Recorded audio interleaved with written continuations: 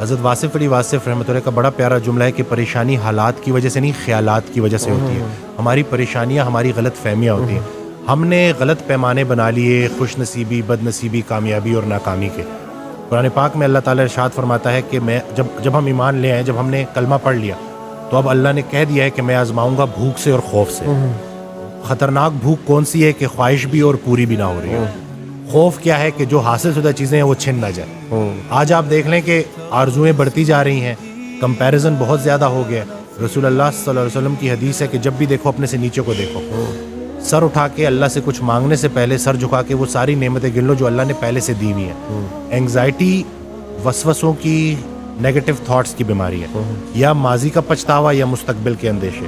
Present moment میں بندہ نہیں رہتا، یا ماضی کے اس کے بارے میں سوچتا رہتا ہے. آدھے لوگ تو ماضی بدلنا چاہتے ہیں، دیکھیں کیا چاہتے ہیں. وہ وقت جو ویسے ہی گزر گیا اس کو اپنے دماغ میں پھر سے لا کے، اللہ تو کسی کو اس کی برداشت سے زیادہ نہیں آزماتا، ہم خود کو آزما رہے ہوتے ہیں. خطرہ باہر سے نہیں ہے، کیونکہ انگزائٹی میں نا ایک فیئر بھی ڈیولپ ہو جاتا ہے، خطرے کا احساس ہوتا ہے. خطرہ باہر سے نہیں ہے، خطرہ اندر سے ہے. شیطان ہماری رگوں میں خون کی طرح دوڑتا ہے اور وہ دو ہی کام کرتا ہے، یا مغرور کر دیتا ہے یا مایوس کر دیتا ہے. جب آپ کے حالات اچھے ہوں گے تو مغرور کر دیتا ہے، یہ اس کا طریقہ واردات ہے. یا اگر کہیں ذرا سختی آئے گی تو وہ آپ کو مایوس کر دے گا. اور اللہ نے تو سیدھا سیدھا کہہ دیا کہ میری رحمت سے مایوس نہ ہونا، میری رحمت میرے غضب پر حاوی ہے. اپنے حال کو نہیں دیکھنا ہوتا، اپنے خیال کو دیکھنا ہوتا ہے. اس دن میں حضرت واصف علی واصف رحمۃ اللہ کی ایک آڈیو سن رہا، اس میں ارشاد فرماتے ہیں کہ پیغمبر کی ابتلا تقرب کی انتہا ہوتی ہے. جتنا پیغمبر تکلیف میں ہوتا ہے اتنا اللہ کے قریب ہوتا ہے. اللہ کی تقسیم امیر اور غریب کی نہیں ہے، خوشی اور غم کی نہیں ہے، قریب اور دور کی ہے. وہ ایک اور جگہ ارشاد فرماتے ہیں کہ اللہ کے راستے کی سب سے راز کی بات یہ ہے کہ مشکل میں بھی آسان رہتا ہے. دیکھیں، چھوٹے ڈر کو بڑا ڈر ختم کرتا ہے. ہم دنیا کو لے کے الجھ گئے ہیں.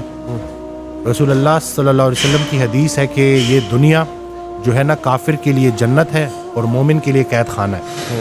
ہم نے جو ہمارا مضمون تھا نا وہ ڈپارچر کا تھا، ہم ارائیول کو لے کے بیٹھ گئے اور یہاں سے نکلنا ہی نہیں چاہتے. قید خانے کی سب سے بڑی نشانی یہ ہوتی ہے کہ جب بھی انسان اس سے نکلے تو خوشی خوشی نکلے. تو فضل یہ نہیں ہے کہ انسان موت سے بچ جائے، فضل یہ ہے کہ موت آسان ہو جائے. جو زندگی اللہ نے رکھی ہے آسانی کے ساتھ، اللہ کی ذکر کے ساتھ، رسول اللہ صلی اللہ علیہ وسلم کی محبت کے ساتھ اور انسان کی خدمت کے ساتھ گزرے. یہ جو ہم آرٹیفیشل ہو گئے ہیں نا، مصنوعی ہو گئے ہیں، کہ جیسے ابھی آپ نے بڑی پیاری بات کی کہ آدھا مسئلہ تو سننے سے حل ہو جاتا ہے. ہم سفر ہم خیال ہو جائے تو منزل آسان ہو جاتی. اکثر آپ ہاسٹل لائف سے مجھے یاد آتا ہے کہ آپ لیٹے ہوئے ہو اور آپ نے کوئی ضروری جو ہے چیزیں لینے جانا ہے اور آپ کہتے ہو کہ دوست کو کہتے ہو کہ یار میں نے بازار تک جانا ہے لیکن بڑا تھکا ہوں، اور وہ ایک دم سے کہتے ہیں کہ چل یار میں بھی تیرے ساتھ چلتا ہوں. وہ بس اتنا کہہ دینا کہ چل یار میں بھی تیرے ساتھ چلتا ہوں تو پتہ نہیں کہاں سے ہمت آ جاتی ہے. تو ہم انسان جو ہے نا انسانوں کے لیے بنے ہیں، انسانوں کی خدمت کے لیے بنے ہیں. ہم مطلب لوگوں نے کیا کیا ہے، لوگوں نے انسانوں کو رد کر کے ان مشینوں کا سہارا لیا. جم کو میں اسی لیے بھی ریکمینڈ کرتا ہوں کہ جم میں ایک سوشل سپورٹ بن جاتی ہے، ایک جم کا اپنا انوائرمنٹ ہوتا ہے، آپ ریگولر بیسس پہ آ رہے ہوتے ہو، سلام دعا بھی لوگوں سے ہو رہی ہوتی ہے، مرر میں آپ کو جو ہے ریزلٹس بھی نظر آ رہے ہوتے ہیں. تو یہ اس وجہ سے نا وہ ایک سپورٹ مل جاتا ہے ان اینگزائٹی ڈپریشن کے پیشنٹس کو کہ جو گھر میں ایک جگہ ایک کونے میں بیٹھے ہوئے ہیں.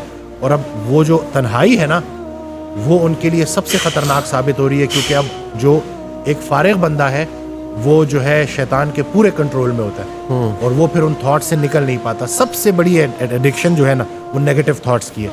اینگزائٹی ڈپریشن جس نے گزارا ہو اس سے پوچھیں کہ یہ کس حد تک خطرناک ہوتی ہے. ایکسرسائز کچھ ہارمونلی بھی چیزیں چینج کرتی ہے، یہ بھی میں بتا دوں. ایکسرسائز ہوپ مالیکول ریلیز کرتی ہے. جب ہم مسلس کو کانٹریکٹ کرتے ہیں تو ہوپ مالیکول ریلیز ہوتا ہے جس کے اینٹی اینگزائٹی اور اینٹی ڈپریسنٹ افیکٹس ہیں. یہ جو لیکٹک ایسڈ ریلیز ہوتا ہے جو ہمارے جب ہم رننگ کر رہے ہوتے ہیں یا ایکسرسائز کر رہے ہوتے ہیں اور ہمارے مسل جل رہے ہوتے ہیں، یہ لیکٹک ایسڈ پروڈیوس ہو رہا ہوتا ہے. یہ لیکٹیٹ برین میں جا کے اینٹی اینگزائٹی افیکٹ دیتا ہے. تو یہ جو ایکسرسائز ہے نا کہ مشقت، یہ تھوڑی دیر کے لیے تو ہمیں ذرا بھاری لگتی ہے لیکن اس کے جو مینٹل ہیلتھ کے اوپر بینیفٹس ہیں نا وہ کوئی بھی جا کے دیکھ سکتا ہے، ریسرچ آرٹیکلس پڑھ سکتا ہے کہ دنیا کتنا اس کے اوپر کام کر رہی ہے. ہمیں تو دین اسلام اللہ نے دیا تھا جو ہماری اسٹرینتھ تھی، ہم انفارچونیٹلی اس کو سمجھ نہیں پائے.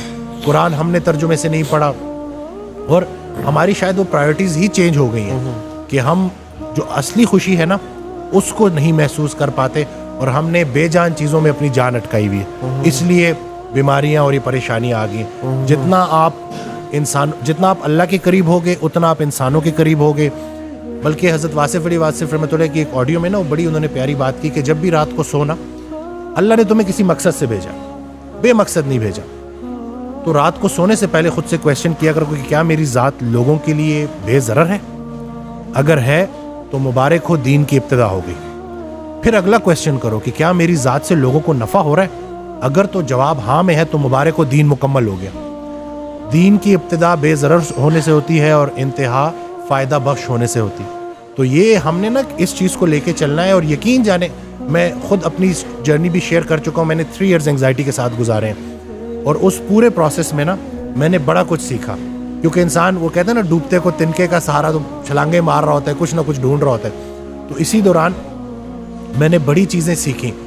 وہ راحت جو تمہیں سلا رہی ہے اس سے وہ تکلیف بہتر ہے جو تمہیں جگا رہی ہے.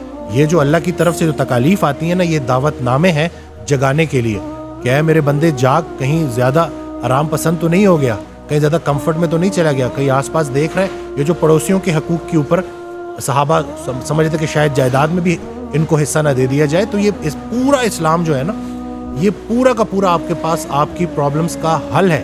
لیکن ہم اس اسلام کو سمجھے نہیں ہیں.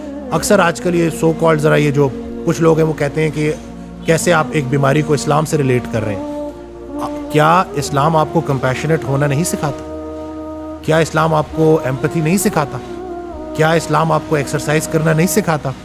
کیا اسلام آپ کو روزہ رکھنا نہیں سکھاتا؟ کیا اسلام آپ کو جس نے اپنے آپ کو پہچان لیا اس نے اپنے رب کو پہچان لیا. پہلے اپنی خدمت کرنی ہے پھر دوسروں کی کرنی ہے. تو یعنی کہ خود سے غافل والے جو مطلب قوی مومن بہتر ہے اللہ کی نظروں میں ضعیف مومن سے. یعنی کہ اللہ کو بھی وہ مسلمان پسند ہے جو پہلے اپنی خدمت کرتا ہے, جس نے اپنے آپ کو اس قابل کر دیا. تو انہی چیزوں کو اگر ہم سمجھیں گے نا تو ہم کوئی اسلام کو معاذ اللہ کوئی ایسا نہیں سمجھ رہے کہ جیسے ہم بیماری سے نظر ہٹا رہے ہیں. ہم یہ کہہ رہے ہیں کہ اگر ہم اسلام کو پراپر سمجھ جائے تو بنانے والے نے ہی ہمیں اسلام دیا ہے نا, تو اس نے پورا مکمل ایک ترتیب ہمیں بنا کے دی ہے. بس ذرا سا ہم اس کے اوپر عمل کرنا شروع کریں گے تو انشاءاللہ ہماری زندگیوں میں آسانی ہے. واصف علی واصف رحمۃ اللہ سے ایک شخص نے پوچھا کہ مجھے کیسے پتہ چلے گا کہ اللہ مجھ سے کتنا راضی ہے؟ انہوں نے جواب دیا کہ جتنا تم اللہ سے راضی ہو اتنا اللہ تم سے راضی ہے. خود سے پوچھو کہ کہیں تم نے اللہ سے گلے تو نہیں شروع کر دیے؟ پہلے تھوڑے انعام ہوئے ہوئے ہیں اللہ کے آپ کے اوپر. ہمارا سب سے بڑا مسئلہ یہ ہے کہ ہم کمپیریزن کر رہے ہیں. Comparison is a colour of joy. ہم جب تک کمپیریزن نہیں چھوڑیں گے ہم نے موجود لمحے پہ راضی رہنا. بلکہ نفس مطمئنہ کے متعلق ان سے کویشچن ہوا نا کہ یہ کیسے اچیو کی جا سکتی ہے, یہ ہے کیا؟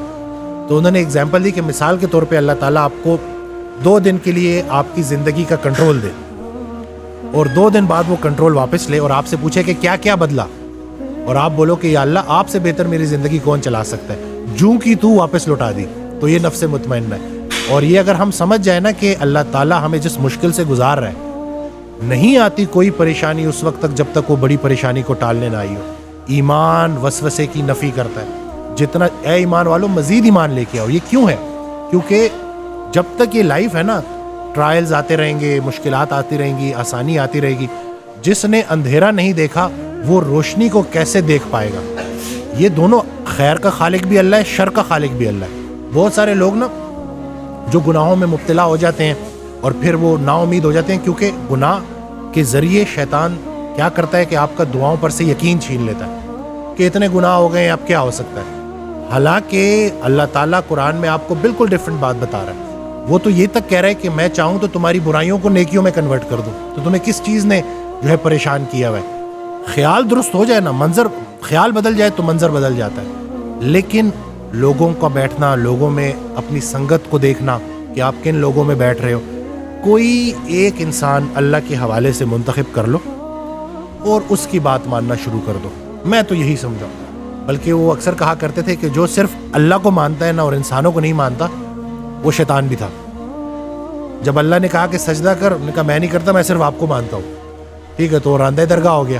تو یہ چیز سمجھنی ہے کہ آپ کی لائف میں دین کے اعتبار سے کوئی استاد ہے کہ نہیں ہے, جو آپ کا کام ہے اس سے ریلیٹڈ کوئی استاد ہے کہ نہیں ہے. یہ جو بے استاد لوگ ہیں نا, ڈاکٹر گوگل شریف نے جو ہے یہ بڑا کام خراب کیا ہے کہ اب لوگ گھر بیٹھے خود سے ڈاکٹر بن رہے ہیں. ایک چیز جو گوگل آپ کو نہیں دے سکتا وہ ہے ایکسپیرینس, وہ ہے تجربہ.